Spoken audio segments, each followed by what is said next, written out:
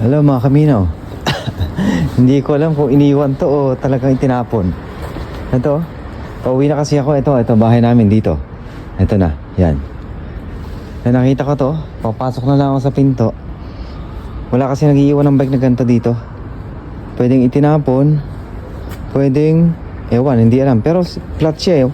Pwedeng itinapon to, iniwan na lang dito. O diba? Kukunin natin to, kunin ko to.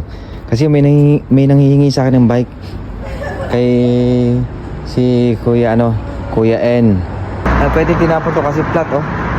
Oh, flat. Flat din siya. Pwedeng iniwan to. Hindi natin alam pero kunin na rin natin kasi kung hindi natin kukunin to, bukas wala na to. May kukuha na iba nito. May nanghihingi sa atin ng bike kaya dali natin. Kasi kauwi ko lang sa trabaho. Naglalakad-lakad ako para makapangalakal pa rin.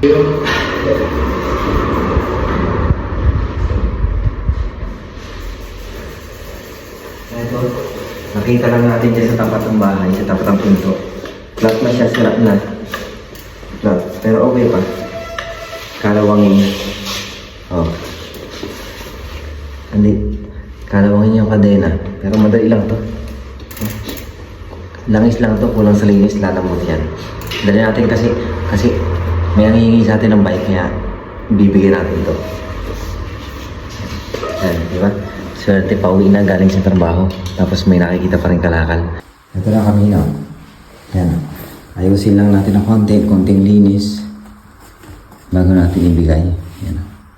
Lahat siya, tapos yung niya, yung kadena niya, kalawangin na. Iniwan lang doon sa may puno sa tapat ng pinto namin. Kalawang na. Wala naman kasi nag-iiwan doon kaya itinapon to. Sa sobrang luma na. Hindi parang nakakinto. Itinapon lang siya. Yan. May pagbibigyan tayo ng linis kasi may nag-comment sa video natin na kailangan niya ng bike. Sana magustuhan niya.